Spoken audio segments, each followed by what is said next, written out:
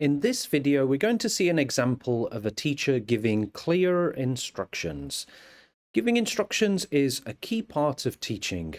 In student-centered teaching, using activities and group work, giving clear instructions is very important when we want students to do things, different things in the classroom.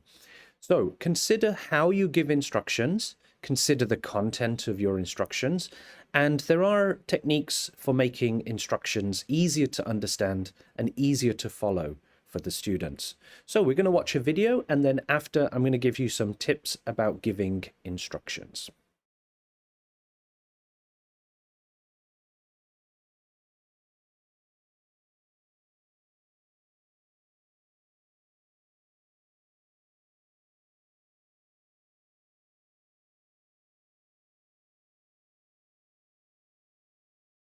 Okay, you need to be in pairs. So Kazu and Michele, if you're a pair. Maria and Jen, if you're a pair. And Aranko and Yohi. Okay, A, B, A, B, A, B.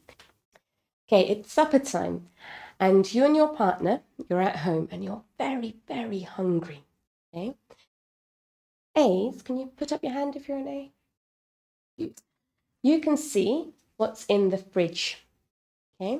Keep your paper very, very secret. Don't show your partner. Can you see what's in the fridge? What can you see that's in the fridge? Okay, good. And B's, you can see what's in the cupboard. Okay, again, keep it very secret. Don't show your partner.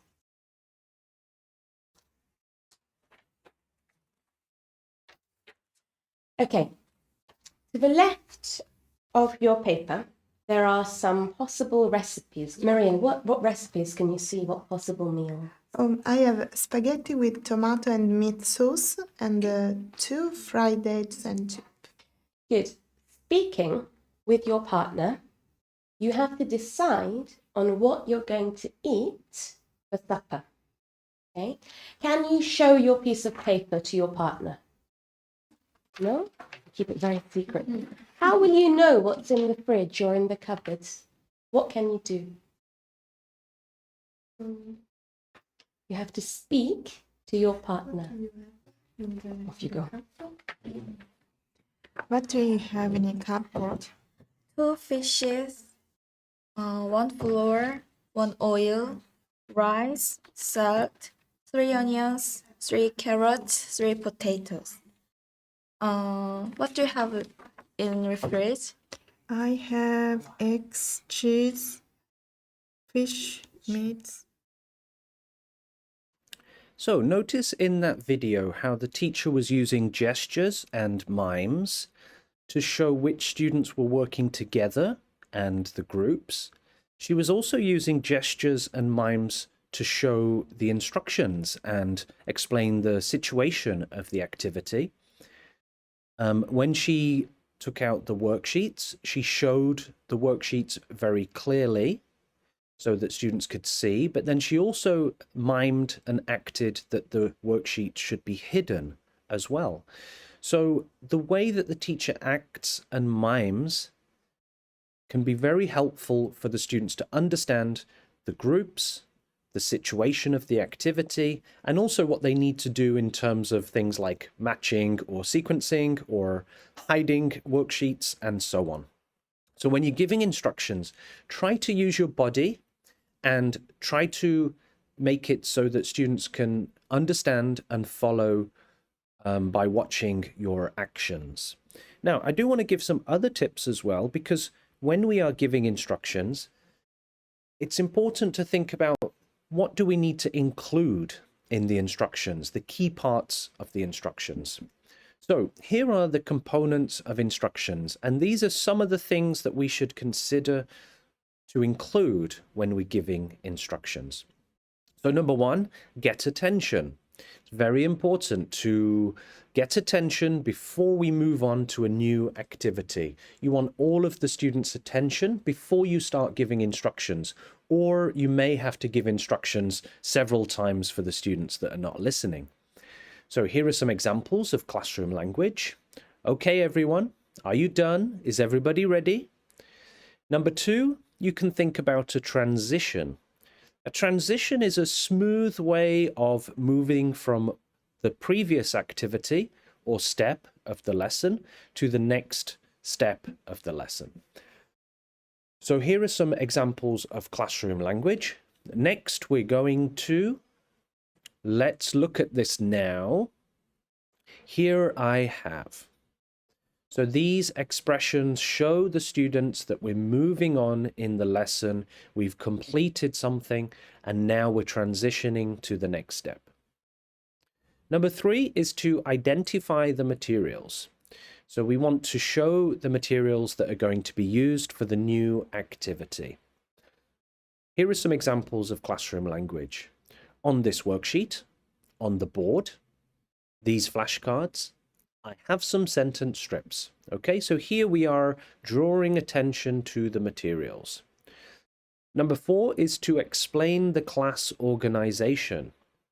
So we need students to understand how are they going to do this activity and who are they going to do it with? Is it a group activity? Is it a pair activity? Is it individual? Maybe it's individual at first and then later students have to join a group. So it's a good idea to give some indication and information about this.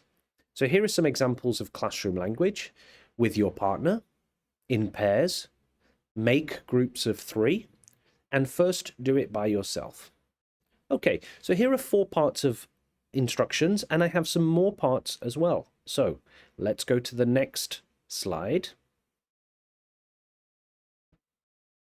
Okay, so here are some more things to consider, to include when we are giving instructions. Number 5, we want to explain the activity. Okay, so this is the key part of the instructions about what students are actually going to do. What is actually the main point and what is the main action in the activity? So here are some examples of classroom language. I want you to match the pictures with the words. Listen and put them in the right order. Next, we might think about modeling the activity. So this would be demonstrating the activity.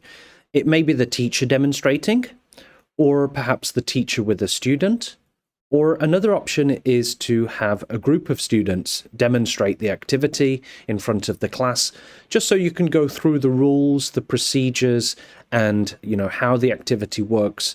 Maybe the activity has an outcome or a final part that you can show with a group. So number 6, model the activity. Here are some classroom language examples. Can I have a volunteer to help me show you? Watch us do this. Let me show you with Jihan. Okay, so here we are demonstrating. Number 7, we may ask some checking questions. It's a very good idea to check that students have understood the instructions. So here are some examples. Let me check. Where do you write? Will you show your partner? What do you match? So here we are checking by asking questions, and this will help us to understand if students understand the instructions. Number 8, here is a time limit or some kind of indication of time, just so students know how long they have. So here are some classroom language examples. I'll give you 1 minute. You have 5 minutes, so take your time. Tell me when you've finished. So here there are a few different options. You can give a short time limit. You can give a longer time for discussions, or perhaps you can tell students to let you know when they have completed. So the final thing here, number 9, is execute. Okay, this basically is your command to let students know that they can start. So you can say, are you ready? Go, start. And so now students know that the instructions have finished and that they can start the activity. So here you've seen many different parts of instructions, and I think depending on the activity, you may include different parts of these. You don't have to include all of these parts every time you give instructions, and also the order of the parts can be different. So you don't have to follow the order that the parts are numbered here in this video. But do think about the types of information you're going to include in your instructions, and I hope this video has given you some ideas.